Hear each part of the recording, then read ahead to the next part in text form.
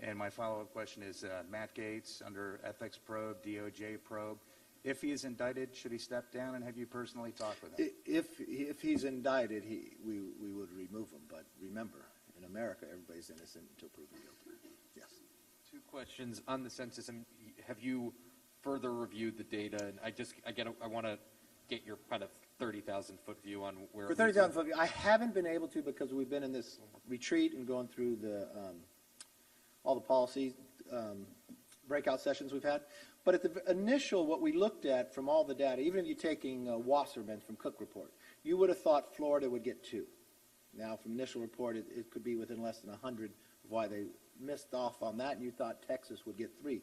They both got 1 less. You thought New York would lose an extra, and they did not. So those are the things that stand out to me that I would look and read more into the details to try to understand why the final numbers came out the way they had. One other question. Is Cheney still a good fit for your leadership team, do you believe? That's a question for the conference. But what do you believe? What do you believe? I think from a perspective, if you're sitting here at a retreat, it's focused on policy and focused on the future of making America the next century, and you're talking about something else, you're not being productive. Despite a big lobbying push from senior Democrats, the White House looks unlikely to include a proposal to lower prescription drugs in their speech tomorrow night. Do you agree with that decision? Is that an issue that you think should be addressed? Look, I think the way the Democrats try to lower drugs is just going to be in the title. I mean, they try a much different approach that I think would take away a lot of our research and development. I think the Republicans' approach would actually lower the drug prices much more, and we have a plan for that as well. You know, coming into this administration, when I sat there at the inaugural, I thought there would be a lot of places we could have bipartisanship. I think it's more in the first 100 days this president doesn't want bipartisanship. If you listen to the White House, they don't believe bipartisanship is working with any Republicans. They think somehow they just title it that. You would never produce bills of those trillions of dollars if it was bipartisanship. You would never have a COVID bill that less than 9% goes to COVID. You'd never have an infrastructure bill that only has 6% of it.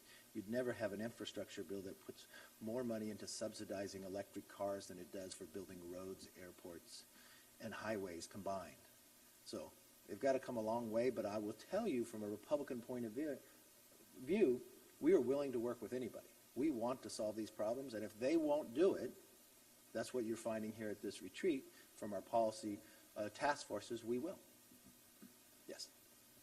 Hey, good morning. Going to the point of the infrastructure bill, we've heard from members about what's off the table.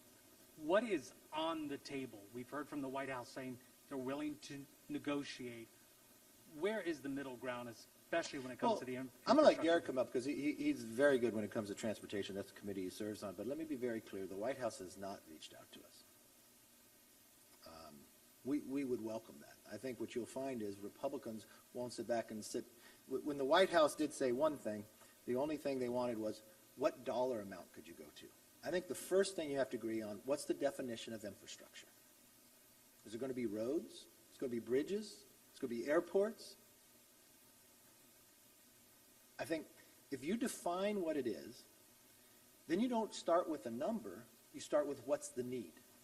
And the other thing you need to do, when you define this, don't wait a decade to build them. So if you're going to add the Green New Deal to it, these roads won't be built. They'll be studied. And it's going to waste a lot of money, and it's pretty much corruption that people dislike about Washington. So let me bring Garrett up. He's working on the Republican policy side that's developing our legislation on it as well.